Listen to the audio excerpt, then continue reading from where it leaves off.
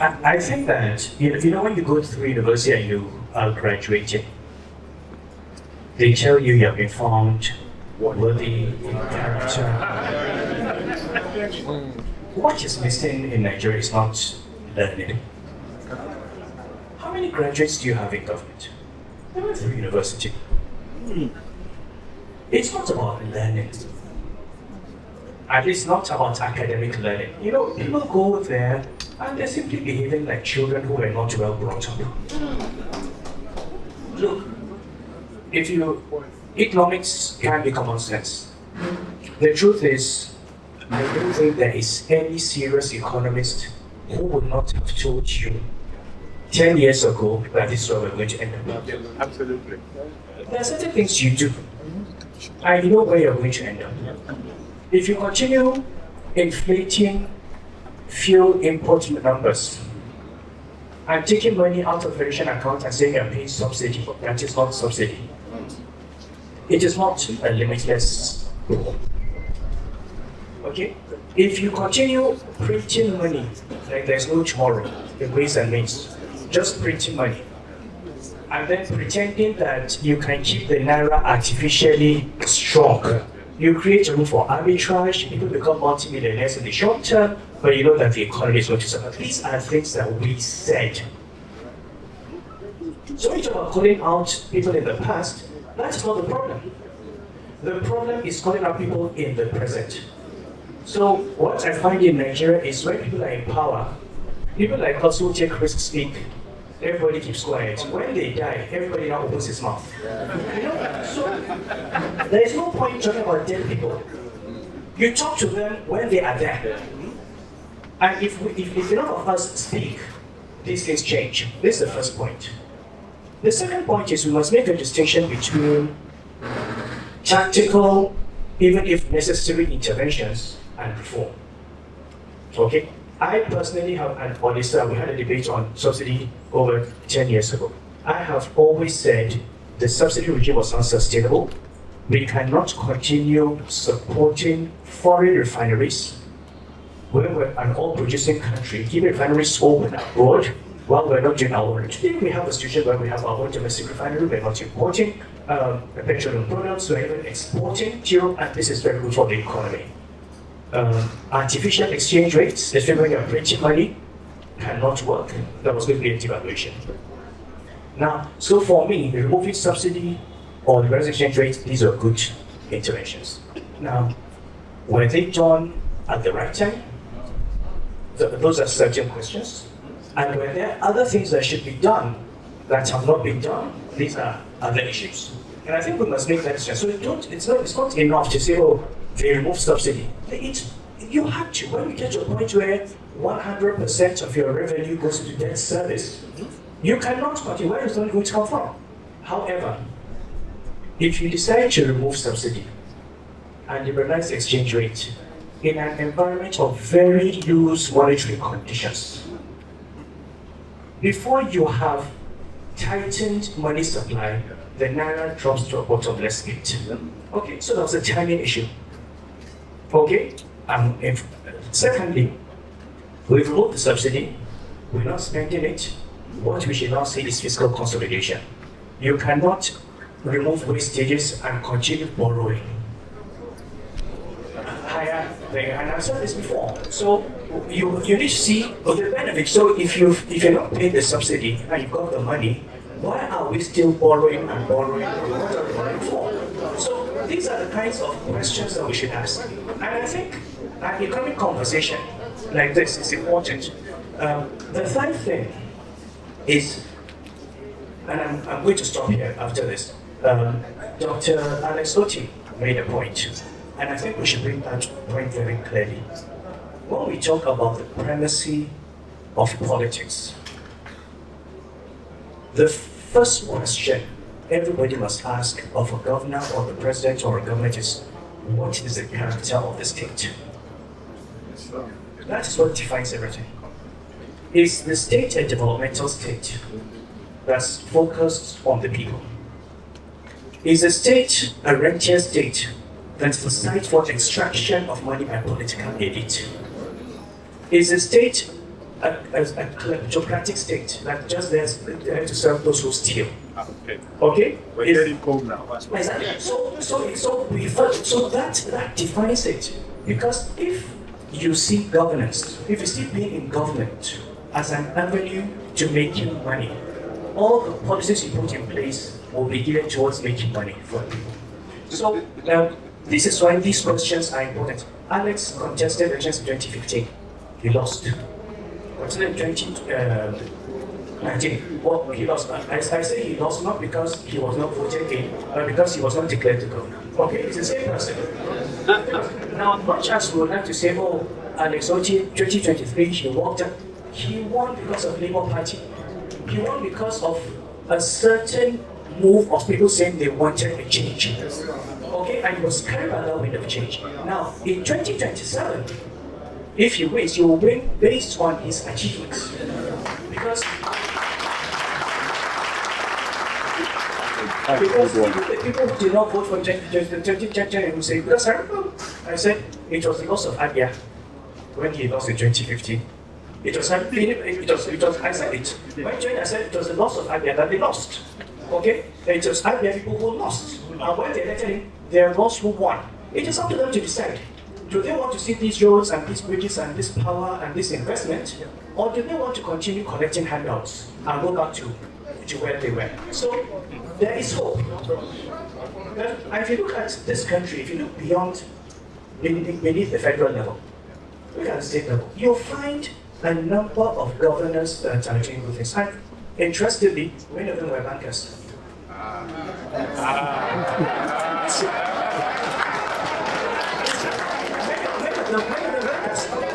Seriously.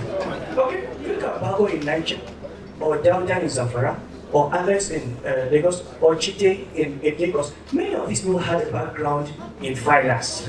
Okay, because of the rigorous discipline, okay, and professionalism that you have in that industry, and the sense of targets.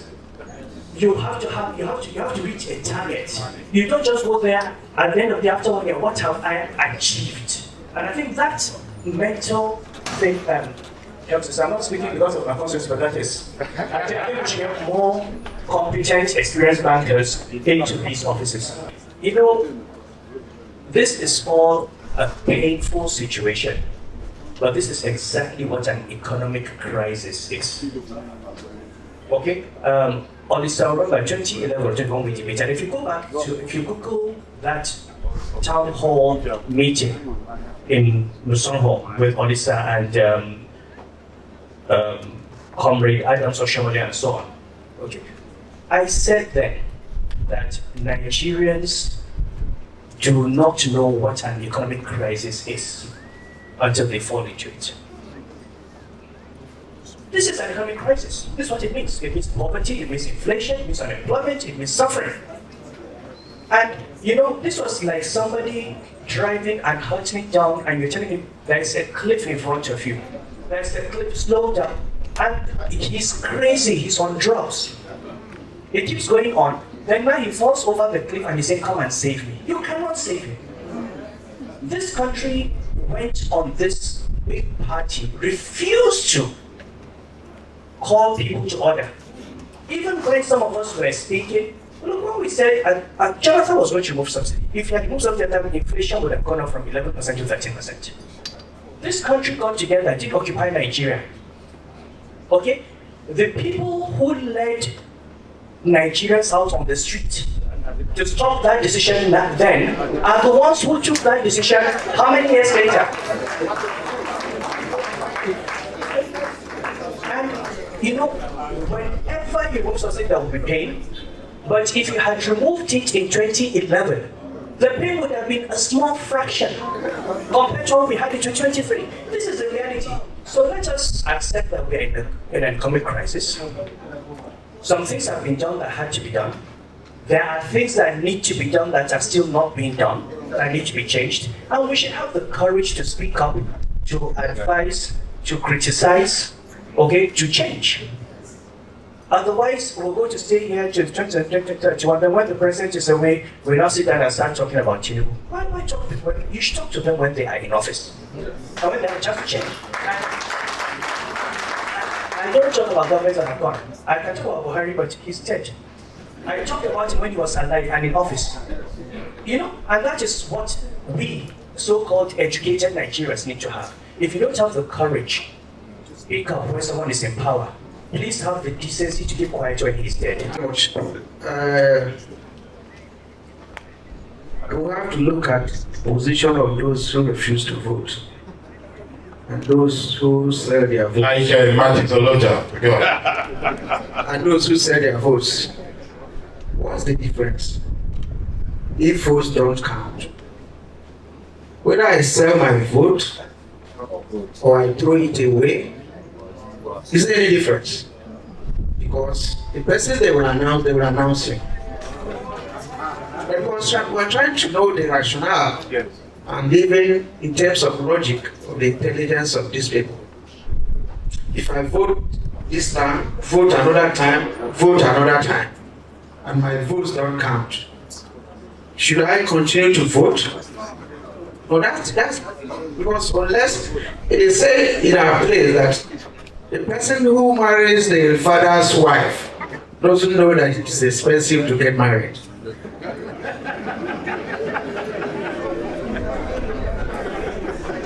Abia State is a test case now, and I can tell you, Abia of all places, in 2023 election, the votes counted.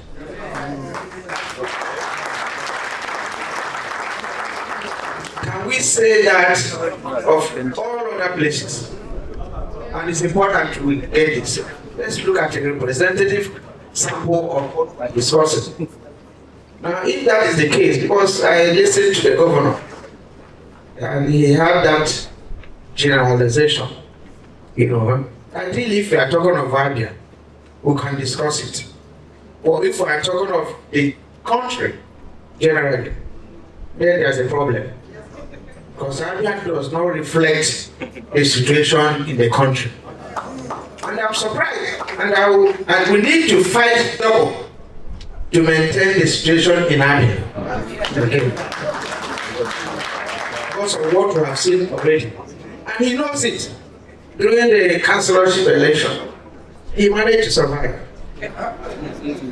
Because even the ladder you want to use to climb, they will remove it from you. And then you will not become a candidate. So I think we should not take it in isolation. Every Nigerian, when you mobilize them, they want to vote. And they'll come out and vote massively. The youth in the country came out in 2023 and voted. If you interview any of them today, I will tell you that they are disappointed. That's the situation today. Should we continue this way, or something needs to give way? 2027 election, I don't know how many people here that are very optimistic that we are going to get the result of what we are going to put in, or there is even going to be election. So we should not take these things in isolation. People can't continue to vote and you tell them that their views don't matter and you want them to continue. In fact, refusing to vote is a way of protesting that we can't continue this way.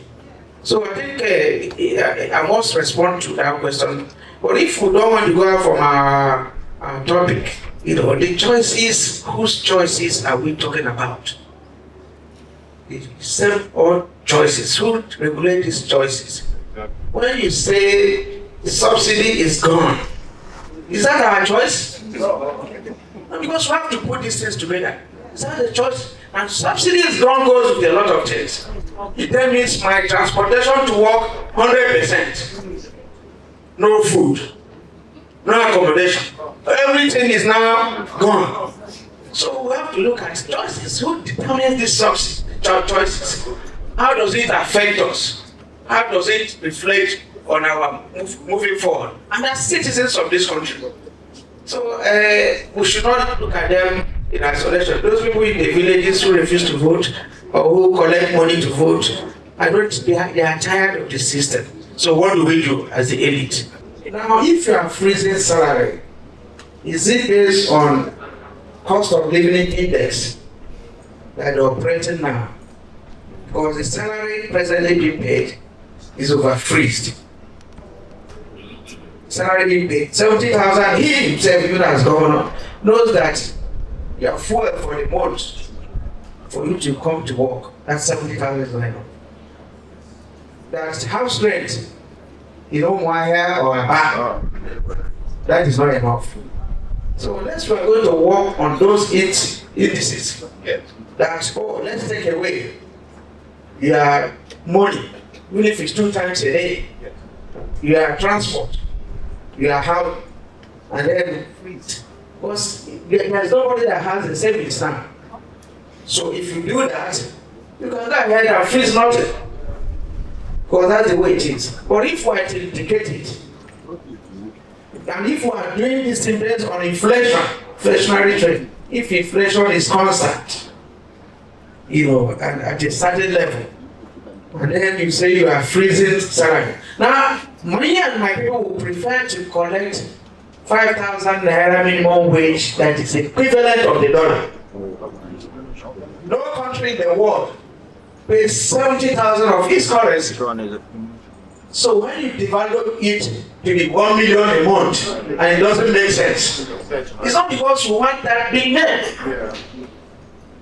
If you pay people in the UK or whatever 2,000 pounds, they'll be okay. So can you match our Naira to the pound or the dollar? And me and I come and exchange with you and collect 2,000.